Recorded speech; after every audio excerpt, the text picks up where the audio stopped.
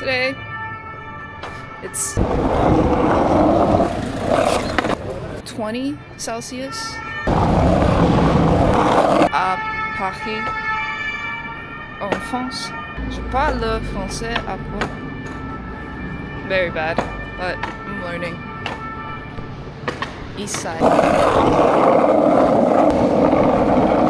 J'adore. It's raining.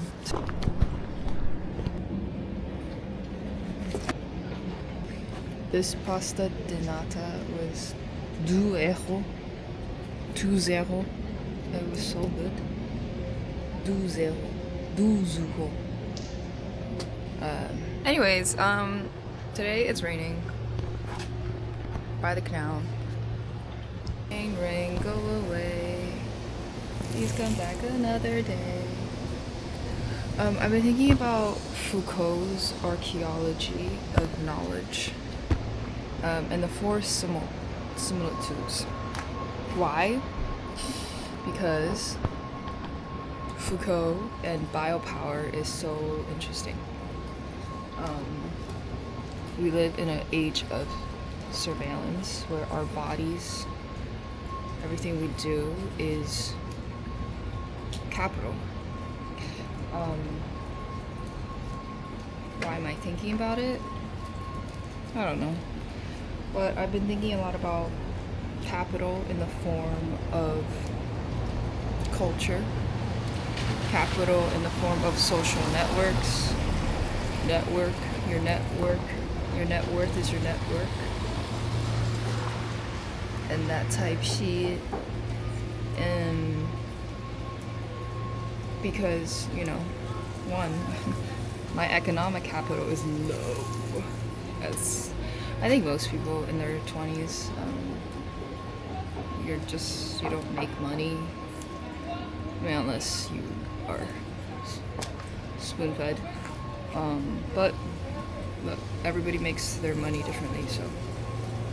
But that doesn't mean you can't enjoy a good life, I think a lot of people my age, especially after college in America, has a very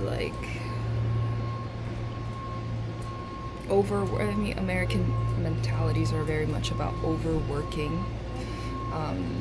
So then your whole work is tied to your worth. What you labor is your identity. And I just find that that's not how I want to live my life and how I want to tie my worth to myself. So I'm standing in the streets talking to a camera is fun. Social experiment for me.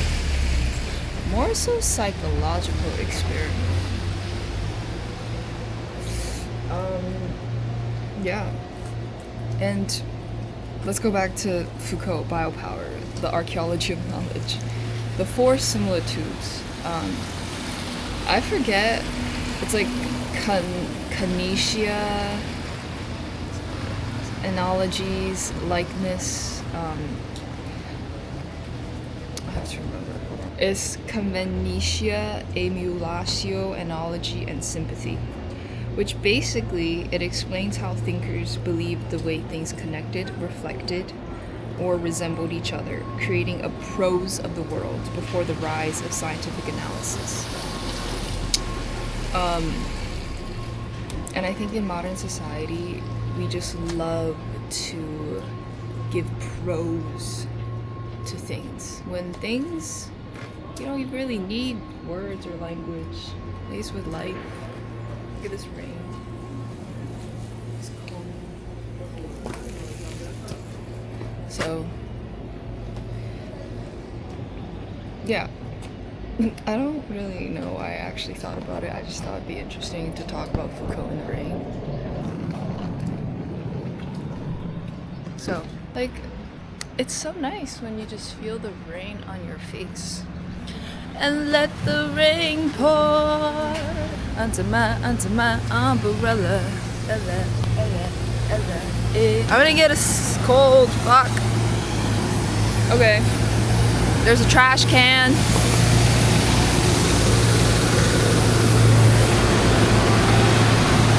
I should have thought this through better. Oh, there was a market here before.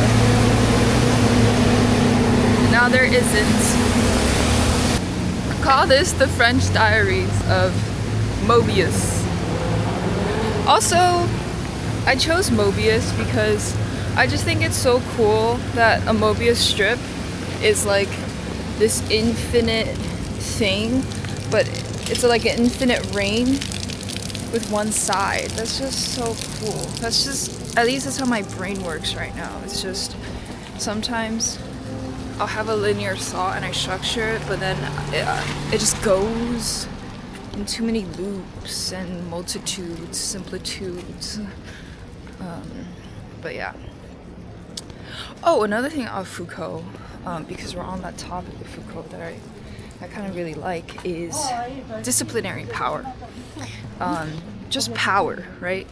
You know, how we went from hard power to soft power, but specifically, you know, power in the form of this internalized surveillance of the other. The fuck does that mean? I don't even know. No, I do. We have a internalized big other, meaning I think there's a normality to the way society is. I don't know why I emphasized it like that, but you know, we all have our different selves. Goffman is a good person to reference because he writes about impression management and dramaturgical theory, which is basically we are all in a theater. You know, the way we present ourselves, we have a front stage self and a backstage self. And you know, the simple terms, it's like code switching, but code switching has a slightly, you know, it's not as just simple as like because you're in a different setting you have to perform different selves, but fundamentally it's also about like internally you feel different, right? My self that I present to in a work setting is very different from the self I present to in my playful setting, or like who I just want to be on an everyday, right? So how this ties back to disciplinary power is that, you know, we have all these different selves and we find ways to manage them. And it's never a sort of like hard, what is the word, like laborious process. It's sort of an internal psychic process which makes us, you know, anxious, overthink, or just me. I don't know. Anyways, so yeah, thinking about Foucault in the rain, but also I just had a really good pasta de nata. This is so pretty. Le Belgique. Oh my gosh, I'm about to come across a franxprix. Something else I'm learning about France is there's layers to the supermarket system, and the lowest is franxprix. Oh no, yeah, franxprix, carrefour, and then monoprix. In terms of like your Target, your Walmart, Target, and Whole Foods. I think in America. I think that's really fun. I don't know. La-da-dee-da-dee, we like to party. What else? I'm gonna go home. This rain is getting quite extravagant. But yeah, wait, actually I'm gonna go inside this front tree. Donc là, tu m'as dit que tu m'envoies un message, j'ai pas senti le message, j'ai pas vu le message, il n'y a même pas de message. Cool, look at all these, oh my gosh. Look at this. Sometimes, I did this in New York often, where I just go into a deli and I just look. It's like adult Toys R Us. Toys R Us.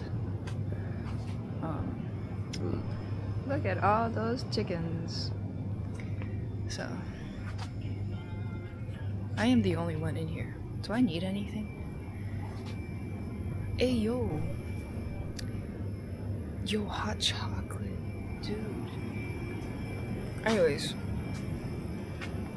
But that's also interesting, you know, how supermarkets are different in France compared to America.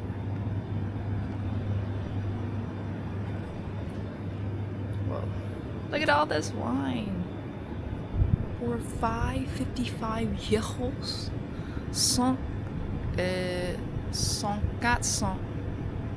euros. Can't do it. I'm learning. Apprendre un peu. Je parle français un peu. I'm sorry. I try my best. Okay. Au revoir.